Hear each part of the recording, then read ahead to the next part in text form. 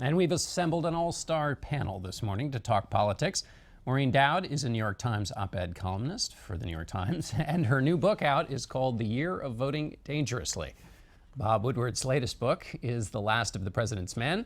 John Meacham is the author of Destiny and Power, and he's the executive editor at Random House, and David Ignatius is a columnist for the Washington Post. John Meacham, I want to start with you about a piece you wrote in the New York Times about the difference between George Herbert Walker Bush, about whom you've written, Destiny and Power, and the current Republican nominee. Yeah. There's a big difference in a pretty short time period. To paraphrase Henry Adams, the movement from George H.W. Bush to Donald Trump disproves Darwin. It's a remarkable descent. Whether you agreed or disagreed with George H.W. Bush politically, he was a figure of enormous public grace and dignity and empathy. He knew how to play politics. He knew how to hire tough people. He ran a tough campaign in 1988, so this is not a case for St. George of Kennebunkport. What it is a case for is that this is a man who, when confronted by the vicissitudes of politics, he almost always did the right thing and tried to put the country first. Bob, what do you make of where we are right now? You've got Donald Trump out there talking about a rigged election with 23 days to go before. How do you see Trump in the sweep of history? Well, I frequently disagree with John, but I agree on this. I mean, this is an amazing, appalling election, and the idea that we are reduced to the discussion of when did he grope and who did he grope and what did he grope is absurd, and it is a true shame for the voters that people are not getting answers to questions like, how might you use military force? What's the job of the CIA? How would you organize your White House? How do you keep from letting the White House become a bunker with an isolated president? Those things don't come up. Maureen, you covered Bill Clinton, and you're watching this unfold. Donald Trump responded to his accusers by calling them sick, by suggesting one of them wasn't attractive enough for his attentions. How do you see this?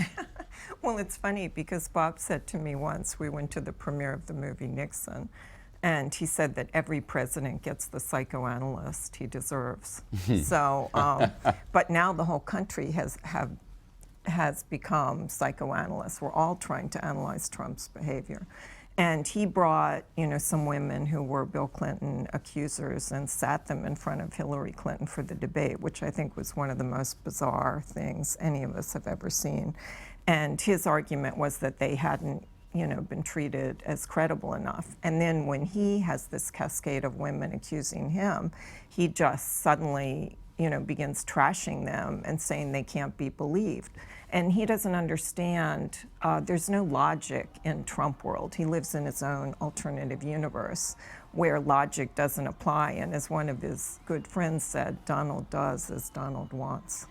David, I want to ask you about this question of Russian hacking and the emails, the other story we've been talking about today. First of all, what does the U.S. government think about what's actually happened, the connection between the Russian government and what we've seen coming out of it, WikiLeaks? Since July, which is when the first evidence that the Russians had hacked the Democratic National Committee surfaced, there's been a big debate within the Obama administration about how best to respond. And after a lot of back and forth, the decision was made, we need to state as much of what we know publicly as we can. So a week ago, we had a formal statement by the Director of National Intelligence, James Clapper, and the Secretary of Homeland Security, Jay Johnston, essentially accusing Russia of having stolen these emails and then put them into our political debate in an election year for the purpose of destabilizing it. Then on another network show today, we have the Vice President, Joe Biden, taking it a step further and saying that we intend to send a message to the Russians through our actions not to do this ever again.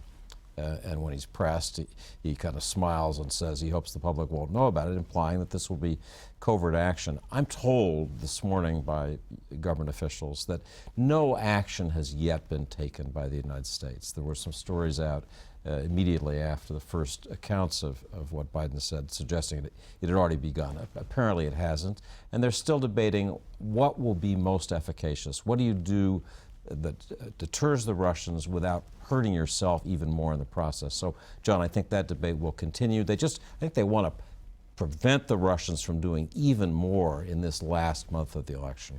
Bob, I've been talking to Clinton officials, and they bring up the word Watergate. And so Yes. I ask you, they say, if Nixon had said, oh, this is great what they've found by breaking in, and I'm going to use this in my campaign, it would have been pretty shocking. They say people should be equally shocked at the Trump campaign using to good benefit the findings of this hacking process. Well, but that Watergate was a domestic crime, clearly a crime. In this case, it's espionage, at least at this point. But I think you still have to look at what the emails tell us. And I by no means have read them all, but I've read some. And there was one where Hillary Clinton's chief speechwriter sent to Cheryl Mills, the chief of staff in the State Department, saying, oh, Hillary's changing her position on the Keystone Pipeline, and let's leak that so she won't have to say it herself publicly.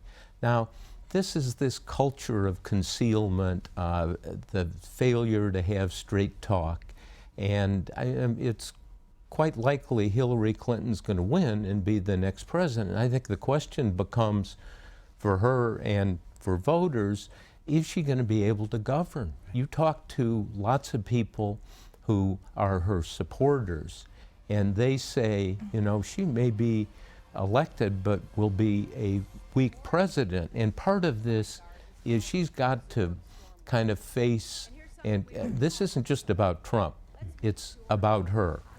Majority of the people distrust her, and she can't walk away from that question. Maureen, did you, in these emails, when you see what Bob's talking about, the XL pipeline, trade, other things where they're shifting and shading, trying to hide her or divert, does that look to you like politics as usual, what we see in all administrations, or is this something that's particular with the Clinton administration or Clinton folks? Well, it's hard because the crazy transgressions of Donald Trump kind of, relatively speaking, make this seem minor. I think it would have been more lethal during the primary. But the part, to me, that's almost poignant is Hillary Clinton has been trying for 25 years to show who she is to the public and getting memos from her staff.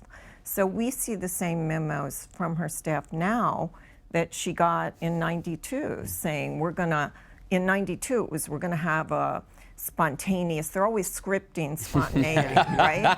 So we're going to have this spontaneous moment where Bill and Chelsea surprise you on Mother's Day. So Right. now we have Neera Tanden sending one saying, we're going to have like an end of summer party where you'll groove to the music. She can groove to the music and she can have a beer. And, you know, it's just kind of sad. They have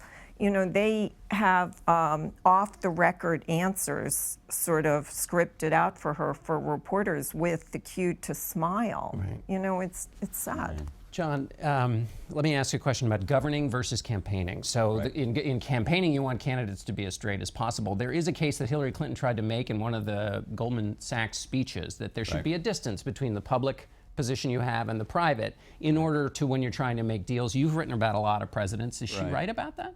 Absolutely, she's right. I mean, this is not a new political insight. You know, we can go to Machiavelli and go even farther back. Politics is the art of the possible. It's about personal manipulation in many ways. Thomas Jefferson would try to tell the person he was talking to, signal the person he was talking to that he agreed with them and he was going to take the best of what they said and try to put it with this other idea that wasn't so great from the other guy, and maybe we can get there. And so, you know, we live in a nation that is better off because Lyndon Johnson could do that, because Ronald Reagan could do that to some extent. So there's always a public and a private face. The problem right now is, with 23 days to go, you have a woman for whom, if this election were entirely a referendum on Trump, it would be over. But as Bob says, it is also a referendum on her. And that's why it's so close. And David, your thoughts about these emails, having covered Washington for a while? Well, the emails are interesting. I have to be honest. I find political embarrassment in them. I find characteristics of her closed, tight, scripted political personality, which is familiar to us. I haven't found yet anything I'd call scandal. And on the question, is she a fundamentally dishonest person? She certainly is a closed person, but we're looking at world-class, seeming world-class dishonesty by the Republican candidate Donald Trump. So I'd make that section. The final point: we don't know what else is going to come out from these emails and leaked things in the last month. 20 seconds, Bob. I mean, that's exactly right. We don't know, and if these people, WikiLeaks or whoever's behind it, can hack John Podesta, my God, getting to Hillary Clinton's emails, as the FBI now has told us, there are 14,900 that were not turned over, that have gone to the State Department. So, keep your seatbelts on. Right, yes, 23 more days and more disclosures. Thanks to all of you.